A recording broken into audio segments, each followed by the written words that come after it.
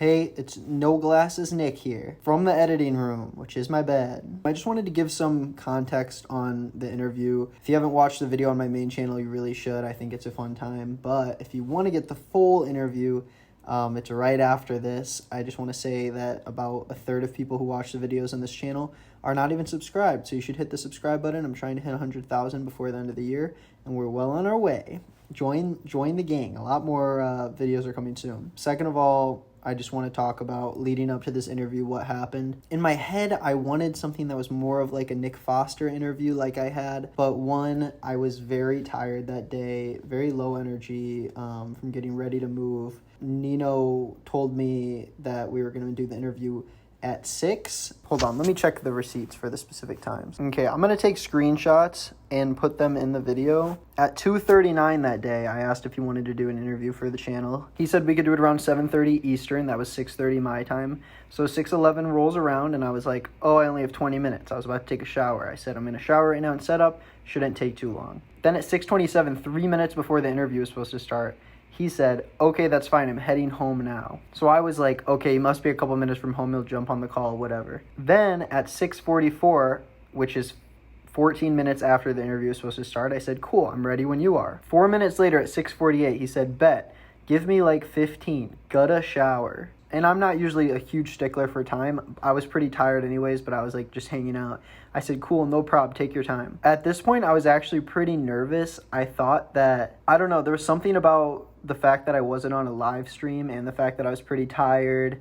And I just like had weird vibes about the whole thing. I was like, it's not really going to be a Nick Foster thing. I could already tell, because when I'm not in front of an audience, it's hard for me to just like go after somebody, you know? It's weird when it's just you and another person, and like he didn't know that I was going in with malintent. He just knew that I wanted to film some video. And so he didn't know what the point of the video was, and I didn't want to come out of nowhere and be like aggressive. So I was like, maybe I'm just going to ask him questions and use it for the video to be comedic, because I just was not in the mood to get into an argument with this guy. And then once I started the interview, I really wasn't in the mood to get in an argument with him, because I was just so bored and tired, because he just kept talking. I didn't even know what points to touch on. At 7:12, which is 42 minutes after the interview was supposed to start, he said, just doing a TikTok real quick, then Anna do it. And then finally at 7:36, an hour and 6 minutes after it was supposed to start, he says, I'm ready. And then couldn't figure out how to add me on Discord. And then finally, the call started around 7:45, which was an hour and 15 minutes after the interview was supposed to start. So I was very exhausted, not in the mood, and the interview was pretty weird. So I'm just going to do the whole uncut thing. I was going to cut out some weird pauses, but I'm just going to leave it all in because I think it's interesting. So have fun watching. Go clean your house or something while you do it, because it's going to feel like 2 hours, even though it's 30 minutes. But enjoy. I put the best parts in my main video, but there is like a lot that I left out in this. So if you want to hear the whole thing, listen through. Comment the timestamps below that are your favorite so people can find them, because I forgot a lot of what he said. Okay. Bye-bye. Nino. Can I call you Nino? Yeah. Okay, sweet. How's it going? I'm doing good. How about you? I'm pretty good. So I just have a list of questions that I thought I could ask you to kind of pick your brain, get to know you better, figure out your side of the internet. I'm kind of going around and figuring out what all these different people in these different corners of TikTok are like, and I say we just jump into it and see what we can get out of it. Let's go. So to start, I just want to ask, if you could give us a quick rundown on who heartbreaknino is, what he's all about, what we need to know before we jump in to get context on who you are. Well, heartbreaknino is a young American kid who just has dreams of being the #1 rapper on the planet, and just had a passion about, relationships, having experience, and just really voicing my own opinion on it. And it just happened to blow up. You know what I'm saying? I'm 24 years old. I'm from Massachusetts. So, to see things transpire the way they did is really interesting to me. Okay, cool. So rapping is like your main, what you want to do. That's your passion at the end of the day. Absolutely. And, right. What you're doing right now is just like a vessel towards that, right? Yeah, I didn't even think it was going to happen like this, to be honest. Okay, that's cool. So your main thing right now is pretty much TikTok. You talk about relationships, kind of give your thoughts on it. Are you currently in a relationship right now? Nah. When would your last relationship be? My last relationship, like a legit relationship, like a committed relationship. Yeah, I guess however you define a relationship, you know. Well, I had a couple situationships like a couple months ago. Well, like a month ago too, but never like a boyfriend girlfriend type of thing. Just Okay. Situations. What's that thing that Jada Pinkett Smith used? I think. Oh. Yeah, I forgot what the word was. You gotta cook that a little longer. It's still cold, but yeah, I'm listening. Yeah. So how did that whole thing end, and what was the situation there? You talking about like the last one that was pretty serious? I'll say Yeah. the last one that was pretty serious. How that ended was simply that like, well, damn, there was a couple, but I guess I'll just do whatever one sounds, I guess, more interesting.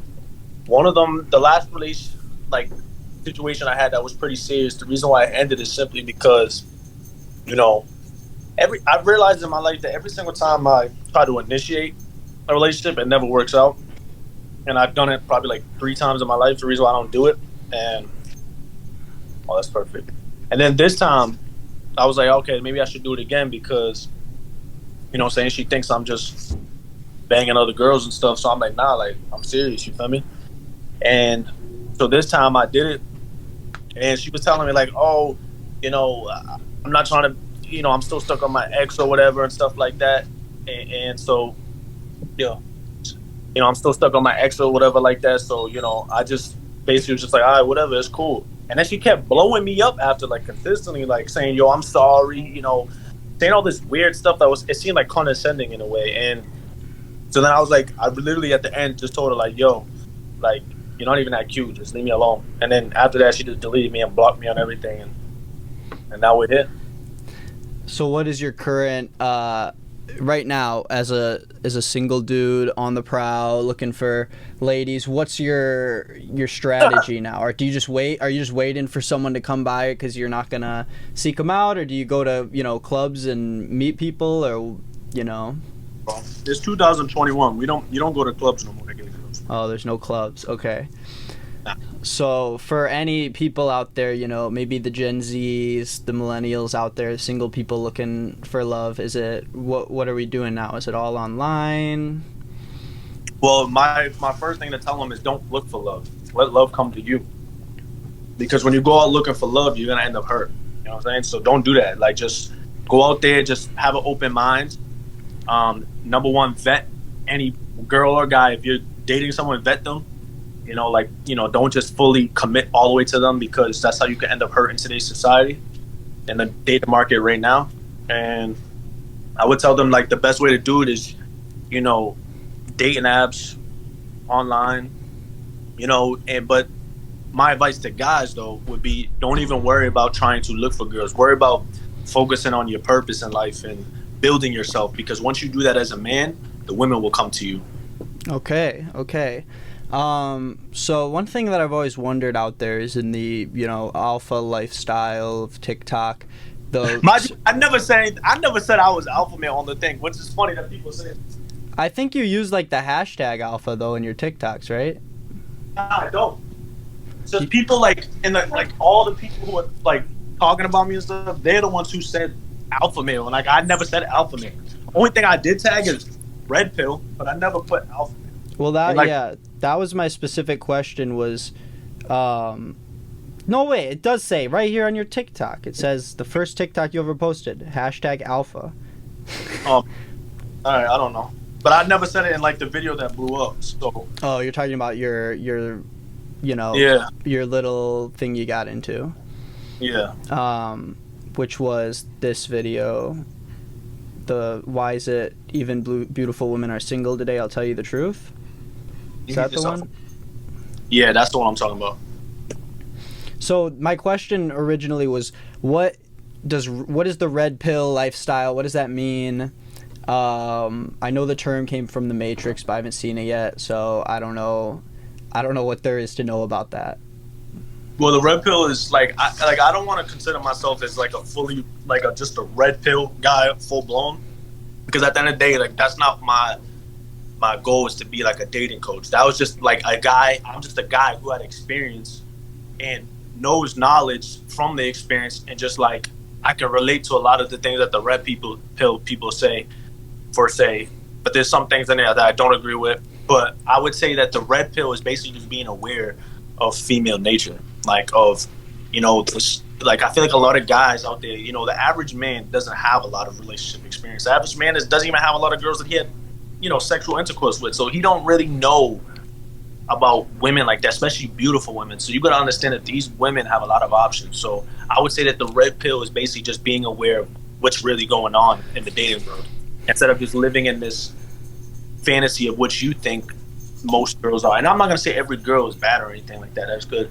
You know what I'm saying? Because there are good girls out there. It's just it's not that necessarily bad or good. It's just that women have so many options nowadays with dating apps, with Instagram. Girls can get flown out, get dudes offering them money and stuff. So it's like, it's just how it is. It's just like if a girl was to date a famous or a rich guy, he has so many options that it's like, it's not necessarily as bad. It's just when you have so many options, it's like people are going to explore them. It's just human nature. Okay. So in your first video, you called yourself a leadership alpha dominant, like the the type of guy who is like the breadwinner of the relationship. How do you think in your life you sort of rose to that title, to at least describe yourself that way? I don't know. I just feel like it was just more of how I was raised, I think. I don't know. I just feel like if you're going to date a girl, you should always pay for everything. You know what I'm saying? It's like if you're with a girl should always be like, following the man, and like, like just being a peaceful type of woman. So I think that's where it came from, just how I am, the people I grew up with, what I seen. My mom being like more of a, the breadwinner type of woman. So it's like, I feel like that's where I learned it from. My father teaching me that, even though he wasn't really in my life like that, but him teaching me stuff like that. And I just feel like as a man, I'd rather be the person who can have the money than have to ask somebody for something. Do you think, I guess there's a fine line though between being the leader and the man of the relationship and kind of being like a provider than it is to be like a trick. It's a fine line. It's a very different thing. A trick is a guy who just, buy me a Birkin. Hey, I'll just buy you this, buy you all. No, like that's not what we're doing. We're not just handing out money. Nah, we ain't doing stuff like that. No way. What do you do for work right now? Do you think you'd consider yourself able to be that, person? What? Just like be able to provide, I guess, What are the three? Provide, protect. I forgot what the last one was. Wait, say that again. Provide, protect, and lead. Lead, okay. What are you doing right now for work? Well, I don't want to give my specific job out just because I don't want people to. I understand that. Right now, I just work full time, just like any other guy. So. Okay. Not. So we already talked about how it seems like you believe in traditional relationship Absolutely. roles. What was that? Oh, absolutely. Oh, okay. Sorry. So yeah, we talked about what you think those roles are.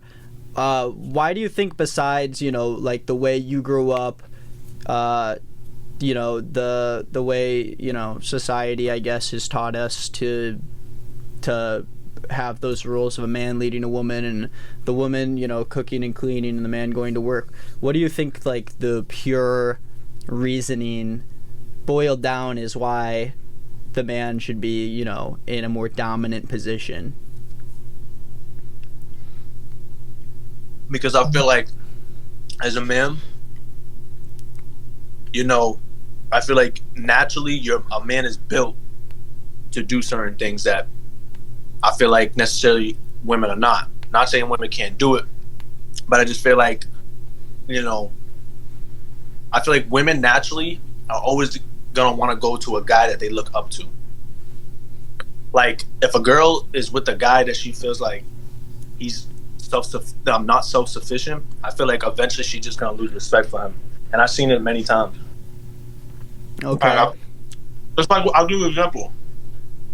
It's just like with a guy who, like, 9 times out of 10, if you're a dude and you're taking care of yourself and, you know what I'm saying, like, you want a girl that you pretty much find attractive and is, like, you know, feminine and, like, submissive in a way. Like, imagine, like, why would a guy who can get, it's like I was saying about the options things. Like, if a guy has different type of options, why is he gonna settle for this girl who's, you know, yelling and being annoying, and, or she's not physically like what he's looking for, when he could just be with this girl? Same thing with girls. Why would she settle with this guy who can't take care of himself, or he don't even have a job, when she could just get this guy who maybe he looks just as good as him, but he can also take care of himself and her. You know, girls will most likely choose that guy.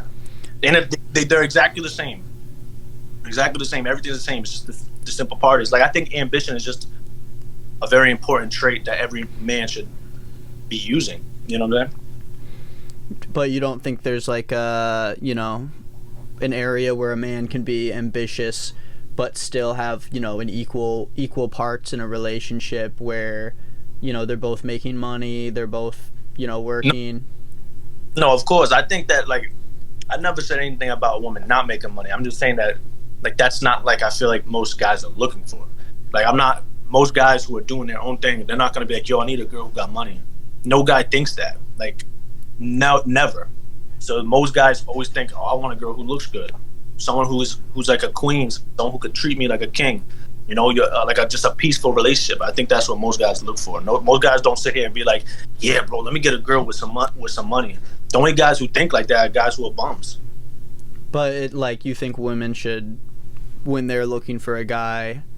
I think say your question. Do you just think that, like, when women are looking for a guy, that's, like, an admirable trait, that they're making money?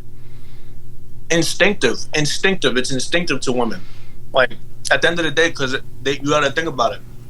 Women, biologically, they have children, right? They have to think long-term for their children. The security. Why would she stay with a guy who can't provide that security? Maybe for a little bit, but eventually in the long run, she's not going to stay with him. It just never...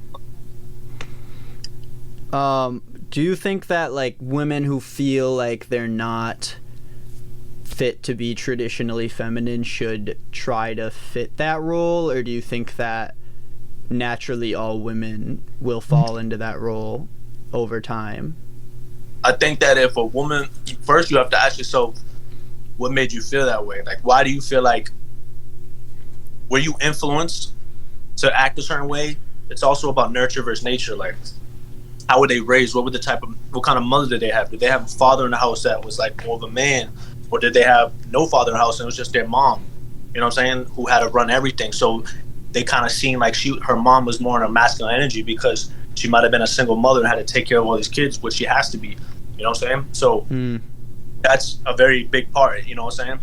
So the girls that I've ever seen that been very feminine and like know how to treat a man usually have a father like that they seen that was like a father they could look up to, like a real man. You know, it's hard for a woman to depend or need a man when she's never had one in her life. You know, like a father or something there. Yeah. What do you think? You talk a lot in your videos about women needing value, you know, having a certain amount of value that they need to work up to, you know, find someone who will treat them, you know, I guess, if you want to put it in your own words, how would you explain it in terms of finding value as a woman? I feel like it's not about finding value, it's about creating your value. You know what I'm saying? So I think as a woman, you should give yourself the best opportunity to get the best option possible. And to do that is to be the best you possible. And the best you possible, at the end of the day, if you're a heterosexual woman, you want to be the best you possible for the guy that you're trying to get. just like as a guy, if you are heterosexual and you like girls, you want to be the best you possible for the girl you want to get. You know what I'm saying? And I think that starts with understanding that men and women, like, we look for different things. You know what I'm saying? Like, it's easy for a girl to say, well, you know, we're all human. Yeah, we're all human, but you complain about different things than I complain about. The first thing I look at a girl is I'm looking at her, damn, you know, she looks good. You know what I'm saying? That's the first thing I think a guy's looking at. A girl's not thinking about that. Girls are thinking about, who is he? What's his personality like? You know, obviously they're going to look at to see if he's attractive. You know what I'm saying? Obviously if he's attractive, but then they're going to start really analyzing everything. Man, we don't really be analyzing like that. Like, we just see if she's hot, you know what I'm saying, and she likes me, cool. You know what I'm saying? So I think it starts with creating your value. And to create your value, I think you have to understand that most men are going to look at you first physically. You know what I'm saying? I think they did a study on it that, like, a lot of women realized that men started looking at them sexually was when they were like 12, 13 years old. That's when most women start to realize, okay, this is what guys are looking for. You know what I'm saying? So I think you have to understand that, okay, how can I be the best me possible? You don't have, like, there's this whole stigma about, like, IG models and girls thinking that they have to be like that. Like, no. Like, you don't have to be an IG model, get plastic surgery and stuff like that. Just be the best you possible. Like, you know, what you naturally got, be in the best shape you possibly could be. You know, in America right now, we have the highest rate of obesity. Most people are like 10, 20, 30 pounds overweight. You know what I'm saying? So do that, you know. Number two, try to be more of a feminine energy, you know. Just try to be more feminine when you're around a guy. Like, don't try to be try to be like the guy. Like, I mean, if a guy is trying to talk to a girl, he wants to feel that feminine energy, you know, especially when you're always around men. You want a girl that can kind of give you that soft side to you, you know what I'm saying? So I think a girl should really focus on that. And then also she should focus on, you know, the type of guy you look for. If you're looking for a guy that you can take care of, then that's one thing. But I feel like most girls are not looking for a guy they take care of like a kid. Most girls are looking for the guy that will be the man and the leader and the provider of the relationship. So with those type of guys, you have to understand that, like, you know, what can you bring to the table that can help him? Most guys ain't looking for your money, so you have to do other things, like just be a compliment to his life, be considerate, you know. If that dude's out working or whatever, you know, and he comes home, say for instance you're in high school or whatever, like, you're not fully where you want to be. Mm-hmm. You guys are just a relationship.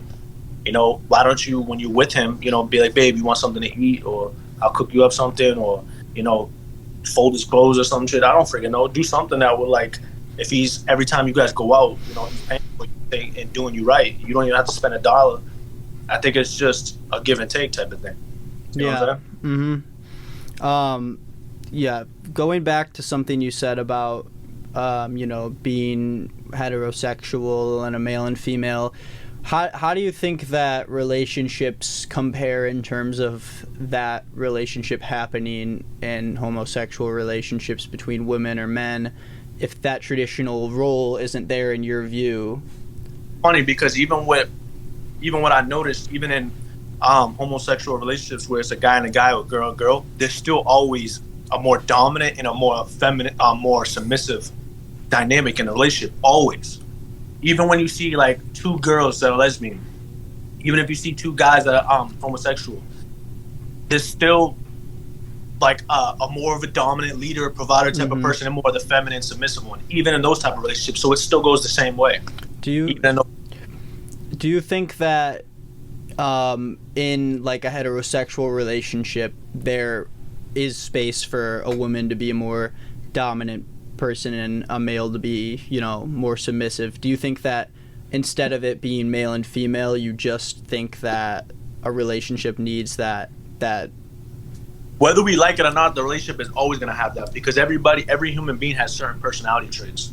So everybody has something about them. Either some people are more passive and some people are more assertive. It's just natural. Every human being has those two traits. So obviously everyone has the ability to be both, but there's always going to be one trait in each person that's more prevalent. You know what I'm saying? So, of course there is. You know, if a woman is more of a masculine type of woman, then maybe she could be with a more submissive guy. But every real dominant masculine type of woman I know like that, she always wants a guy who's even more masculine and dominant than her. You know what I'm saying? She never wants to be with that guy, because then she looks at him as weak, and then she just walking all over him. So even with those type of girls, it's the same thing. Okay, I see what you say. I see what you're saying. So looking at, like, what do you think about people in, you know, you get a lot of TikTok comments. You have to deal with a lot of people, you know, bashing heads with you. Instagram too, yeah. And Instagram. How do you handle that kind of stuff when people, you know, take hits at your looks, when they take hits at stuff you say and use it against you? How does that make you feel, and how do you like cope with that kind of stuff? Honestly, it comes with the territory. Like, I just feel like I was prepared for this and I was made for this. Like, to me, it's nothing. Like, because at the end of the day, if you look at every celebrity, every successful person, there's a reason why, like, you see LeBron, he's the most hated, you know, basketball player because, or athlete, period. Like, he gets the most hate tweets. You know, Drake, Kanye West get the most hate tweets. That's why a lot of these celebrities put limits on their don't put limits on their comments, because people just spam them with negativity. But like, you have to understand something. This is something that I learned just from studying celebrities, is that, and like knowing I would be prepared to be in that next phase, because I believe in the next 5-10 years I'll be the #1 music recording artist on the planet and a billionaire. And what I learned is that people, when you get to a certain stature or a certain notoriety or fame, or where everyone knows who you are, people don't necessarily say shit that they mean. They say shit to get a reaction out of you or a response from you. So it's you have to not, you just have to take it like a grain of salt. Like, it's just, okay, they want a response from you, or they want a reaction out of you. So you just have to just look at it like it's what comes with the territory. That's why, you know, fame and success is not made for everybody. That's what they say. A lot of celebrities, you know, get depressed or, you know, start doing drugs because of this type of shit, all the hate they get. And at the end of the day, like, it's like the law of polarity. 1 minute they really hate you, 1 minute they really love you. So you gotta roll with the punches and just focus on your goals and don't live your life off of social media. You know what I'm saying? Yeah. Let's go back to music and see what I want to know what your, I guess, plan is for the next, you know, upcoming years with music. I know you just released a couple songs on SoundCloud, and you know, you're working your way up from there. What's the you know, the plan to get to the top, you know, from here? What do you think you're gonna do that's gonna make you stand out from the others? I already had the talent. I already had the charisma. I already had the look. I already had the confidence. I already had the product. All I needed was the eyes.